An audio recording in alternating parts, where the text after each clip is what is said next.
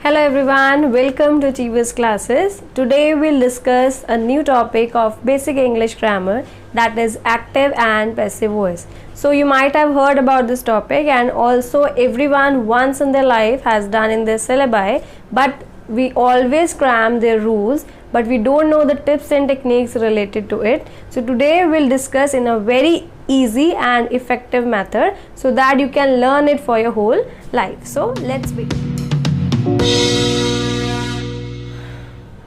So we'll start with our active and passive voices. First, let's see when we are writing a sentence in an active voice, यानी कि अगर हम कोई भी sentence लिखते हैं एक्टिव में, जनरली उसका पैटर्न क्या है लिखने का। सबसे पहले किसी भी सेंटेंस में क्या लिखा जाता है? सब्जेक्ट, उसके बाद आता है वर्ब और उसके बाद आता है ऑब्जेक्ट। कोई भी जर्नल सेंटेंस अगर हम पढ़ते हैं, नॉर्मल सेंटेंस जो है उसका एक सिंपल पैटर्न है subject, verb and object, right. So हमें चेंज कैसे करना है पैसिव के अंदर? पैसिव में सबसे पहले क्या होगा कि जो ऑब्जेक्ट सेंटेंस के लास्ट में है वो सेंटेंस के स्टार्टिंग में आ जाएगा ऑब्जेक्ट, क्लियर। उसके बाद हम लगाएंगे helping verb, HV means helping verb. अब हेल्पिंग वर्ब कौन सी होती है? Helping verb can be is, am, are, was, were, will, shall, has, have, had, right. So वो हम किसके अकॉर्डिंग लगाएंगे? According to our tenses. Active में हमारा सेंटेंस किस टेंस में है उसके हिसाब से हम क्या लगाएंगे? Helping verb. फॉर एग्जाम्पल, अगर आपका एक्टिव सेंटेंस है प्रेजेंट में, राइट, तो आप कौन सी हेल्पिंग वर्ब यूज करेंगे? Is, am and are, clear. अगर आपका एक्टिव सेंटेंस पास्ट में है then you will use was and were, clear. और अगर आपका सेंटेंस फ्यूचर में है तो हम क्या यूज करेंगे? Helping verb will and shall, clear है।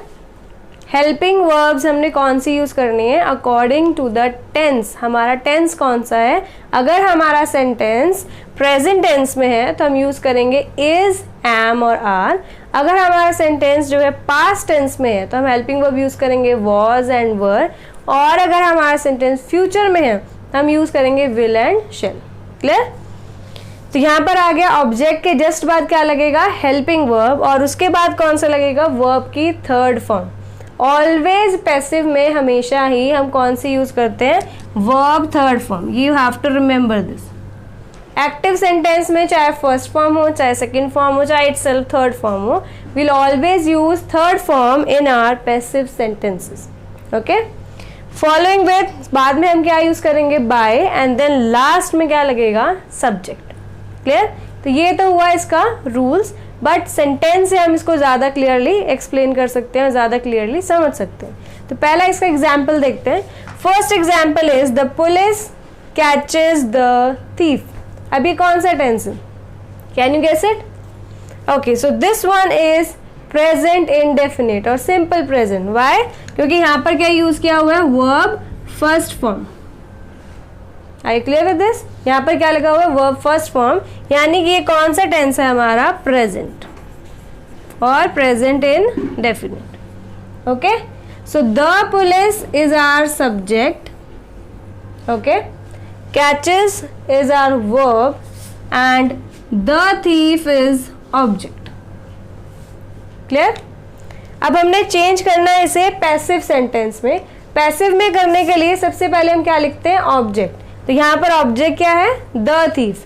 तो यहाँ पर क्या आ जाएगा? The thief, clear. अब इसके बाद मैंने आपको बताया था हेल्पिंग वर्ब हमने यहाँ यूज करना है। अब हमारा टेंस कौन सा है? प्रेजेंट। तो प्रेजेंट के लिए हेल्पिंग वर्ब कौन सी है? Is, am and are. अब इज लगेगा या एम लगेगा या आर लगेगा, वो किस पे डिपेंड करता है? हमारे सब्जेक्ट पे। अगर सब्जेक्ट सिंगुलर है तो आप यूज करेंगे इज, सब्जेक्ट प्लूरल है तो आप यूज करेंगे आर, और यहाँ पर अगर आई से स्टार्ट होता है सेंटेंस तो you will use am, okay. तो यहाँ पर गिवन है द थीफ, एक ही चोर की बात हो रही है, तो यानी हमारा सब्जेक्ट क्या है? सिंगुलर। सिंगुलर सब्जेक्ट है तो हम यहाँ पे हेल्पिंग वर्ब कौन सी यूज करेंगे? Is, clear. इसके बाद नेक्स्ट हमने यूज करना है वर्ब की थर्ड फॉर्म, राइट। यहाँ पर क्या यूज हुआ है, verb first form, catch is the first form. तो सेकेंड और थर्ड फॉर्म्स क्या होती हैं, कैच का कॉट, कॉट, थर्ड फॉर्म भी कॉट। तो यहाँ पर क्या यूज करेंगे, कॉट। क्लियर। इसके बाद हमने यूज करना है by, then will use the subject. अब सब्जेक्ट क्या था यहाँ पर, द पुलिस। आर्टिकल साथ में ही रहेगा, उसे स्किप नहीं करना। क्लियर। सो सेंटेंस क्या था हमारे पास, the police catches the thief, right. So ये पैसिव में चेंज होके कैसे हो जाएगा, the thief is caught by the police. Are you clear with this? चलिए इसका एक और एग्जाम्पल लेते हैं। Next example is they knew me. The sentence is they knew me, वो मुझे जानते थे। न्यू यानी सेंटेंस यहाँ पर वर्ब कौन सा यूज हुआ है, verb second form. Second form of verb किस में यूज होता है, पास्ट इंडेफिनिट में। यानी आपका सेंटेंस कौन से टेंस में है, पास्ट इंडेफिनिट, राइट। अब यहाँ पर हमारे पास क्या यूज हुए हैं, प्रोनाउंस। दे भी प्रोनाउन है और मी भी प्रोनाउन है। सब्जेक्ट है यहाँ पर दे और मी है यहाँ पर ऑब्जेक्ट। पर सेंटेंस में जैसे कि हमने प्रोनाउंस में पढ़ा था हमारे पिछले वीडियोस में कि जो दे है वो सब्जेक्ट के तौर पे यूज होता है, ऑब्जेक्ट में हमें उसे यूज नहीं कर सकते। ऐसे ही जो मी है वो ऑब्जेक्ट में ही यूज होता है, वो सब्जेक्ट में यूज नहीं हो सकता।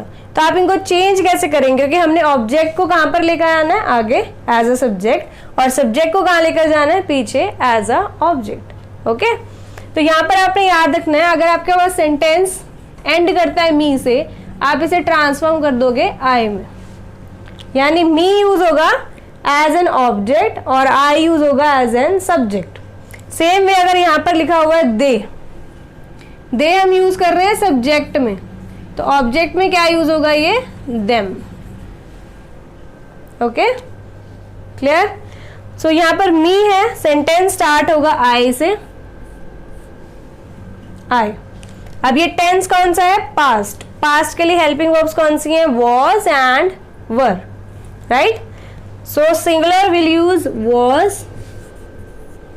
ओके। सो यहाँ पर वर्ब है knew, this is the second form. What is the third form, known, right? So first is know, second new, third है known। तो यहाँ पर हम थर्ड फॉर्म यूज करेंगे known। क्लियर। उसके बाद हम यूज करेंगे by और they चेंज हो जाएगा them में। क्लियर, समझ आया ये। यानी कि हमने क्या चेंज किया, जो हमारा me था यहाँ पर एज एन ऑब्जेक्ट, सब्जेक्ट के तौर पे यूज हो गया I। Then we use helping verb because tense कौन सा था, पास्ट, तो हमने यूज किया वॉज। देन हमने यूज किया verb third form that is known by, और दे यानी दे सब्जेक्ट था, ऑब्जेक्ट पे जाके क्या बनेगा, देम। क्लियर। चलिए हम एक्टिव और पैसिव वॉइसेस को एक अच्छे एग्जाम्पल्स के साथ एक्सप्लेन करते हैं और समझते हैं। जैसे कि हमने अभी एग्जाम्पल्स पढ़े, the police catches the thief. The police catches the thief यानी ये एक्टिव सेंटेंस था जिसे हमने चेंज किया, the thief is caught by the police. और दूसरा सेंटेंस हमने पढ़ा दे न्यू मी, जिसे हमने चेंज किया पैसिव में, that is I was known by them. यानी कि ये क्लियर है, अगर हमारा टेंस प्रेजेंट में है तो हम हेल्पिंग वर्ब उसके अकॉर्डिंग यूज करते हैं, यानी कि इज, एम और आर। और अगर हमारा सेंटेंस पास्ट में है तो हम हेल्पिंग वर्ब यूज करेंगे वॉज और were. Clear. Now comes next tense that is future. अगर हमारा सेंटेंस सिंपल फ्यूचर में या फ्यूचर इंडेफिनिट में है, like for example Sam will learn the lesson. जैसे कि मैंने आपको बताया, विल सी सब्जेक्ट, सैम है सब्जेक्ट, द लेसन है ऑब्जेक्ट। क्लियर। अब हमारे पास इस सेंटेंस में ऑलरेडी हेल्पिंग वर्ब है, जैसे कि फ्यूचर सेंटेंसेस में हमारे पास ऑलरेडी प्रेजेंट होता है विल या शेल। तो विल जो है यहाँ पर ऑलरेडी गिवन है हेल्पिंग वर्ब, और यहाँ पर लर्न गिवन है main verb. Clear. So the rule will remain the same, जैसे हमें चेंज करना है पैसिव में। सो ऑब्जेक्ट लिखेंगे आगे द लेसन, हेल्पिंग वर्ब आएगा यहाँ पर सेम विल। ओके। यहाँ पर हम दूसरा हेल्पिंग वर्ब यानी इंट्रोड्यूस करते हैं, अब बी फॉर्म यहाँ पर आएगा that is be. Okay, then you will use third form, that is learned by Sam. Clear? यानी कि हमने सेंटेंस को पैसिव में कैसे चेंज किया, the lesson will be learned by Sam. Okay, so यहाँ पर हम क्या ऐड ऑन करेंगे, be in the future sentence. यानी अगर हमारा सेंटेंस जो है फ्यूचर में है, यानी वहाँ पर विल शेल यूज हो रहा है, तो हम साथ में क्या यूज करेंगे, बी. क्लियर? तो ये थे हमारे simple present, past and future. यानी कि इंडेफिनिट फॉर्म्स है, अगर स्पेशली जो प्रेजेंट और पास्ट है उसमें हेल्पिंग वर्ब प्रेजेंट नहीं होता है, इसीलिए हम वर्ब से ही पहचानते हैं कि टेंस अगर प्रेजेंट होगा तो कौन सी हेल्पिंग वर्ब यूज करेंगे, इज एम आर. और अगर पास्ट है यानी second form of the verb है तो हम कौन सा यूज करेंगे, was and were. Okay, rest जो हमारे पास आते हैं उन सब में हेल्पिंग वर्ब ऑलरेडी प्रेजेंट है, तो हेल्पिंग वर्ब किस हिसाब से लगेंगे, according to the subject. Subject के अकॉर्डिंग आपने यहाँ पर लगाना है हेल्पिंग वर्ब. ठीक है, वो सब्जेक्ट कौन सा है, जो एक्टिव सेंटेंस का ऑब्जेक्ट था. क्लियर? नेक्स्ट, अगर हमारे पास सेंटेंस आते हैं कॉन्टिन्यूअस फॉर्म में. कॉन्टिन्यूअस फॉर्म यानी कि आपके पास वर्ब के साथ क्या लगा है, आईएनजी. फॉर एग्जाम्पल, अगर हम एक सेंटेंस देखते हैं, I am writing a letter. Okay, so the sentence is I am writing a letter. So ये कौन सा टेंस है, this one is present continuous, right? present continuous क्यों है, क्योंकि यहाँ पर क्या लगा है, am and first form plus ing. So this is our present continuous sentence. So how you will change the continuous sentences in the passive forms? So this is our subject and this is object. Clear? So passive sentence में क्या आएगा, a letter. As I told you कि जो helping verb है हम उसके according लगाते हैं. टेंस प्रेजेंट है तो हेल्पिंग वर्ब सेम ही रहेगी, प्रेजेंट यानी इज एम आर. अब यहाँ पर ये सब्जेक्ट है हमारा अ लेटर और ये सिंगुलर है, तो हम यहाँ पर कौन सा हेल्पिंग वर्ब लगाएंगे, इज. ओके, रहेगा प्रेजेंट में ही, लेकिन इसके अकॉर्डिंग आपने देखना है कि सिंगुलर है, प्लूरल है, या कौन सा है हमारे पास, जिसके अकॉर्डिंग हम यहाँ पर हेल्पिंग वर्ब एडजस्ट करेंगे. सो यहाँ पर आ गया अ लेटर. अब यहाँ पर कौन सी नई चीज़ आएगी, देख यहाँ पर जैसे कि मैंने आपको बताया कि कॉन्टिन्यूस सेंटेंस है, कॉन्टिन्यूस सेंटेंस में आईएनजी लगा हुआ है, इसके लिए हम दूसरी फॉर्म यूज करते हैं बी की, दैट इज बीइंग, जो कि कॉन्टिन्यूटी के बारे में बताती है. यानी बीइंग अगर लगा है सेंटेंस में, यानी वो क्या बताएगा कि हमारा सेंटेंस किस में है, कॉन्टिन्यूस में. Okay, so is being, write is the first form, second one is wrote and third one is written. So we always use third form in our passive voices. तो यहाँ पर क्या आएगा, रिटन बाय. आई किस में change होगा, आई किस में चेंज होगा, मी में. तो यहाँ पर क्या आ जाएगा, by me. So our sentence will be a letter is being written by me. Clear? So this is our another way of changing the continuous sentences. This one is present continuous. अगर यहाँ पर हमारे पास sentence होगा past continuous में, सिर्फ यहाँ पर helping verb में फर्क पड़ेगा, rest will remain the same. जैसे कि आप example लिख सकते हैं, he is playing, sorry, he was playing chess. Okay, so this is past continuous. आप इसे चेंज करेंगे, chess was, ing के लिए लगेगा being played. now he की जगह क्या आएगा, he किस में चेंज हो जाता है, him में, तो यहाँ पर आएगा him. Okay, clear? यानी कि हमारे पास सिर्फ क्या फर्क पड़ेगा हेल्पिंग वर्ब में, अगर प्रेजेंट कॉन्टिन्यूअस है तो इज़ामार लगेगा, पास्ट है तो वॉज वर लगेगा. आईएनजी के लिए हम यूज करते हैं being, BEING, and then third form by and the object. Okay, clear? So this is a way to express the active sentences into the passive one.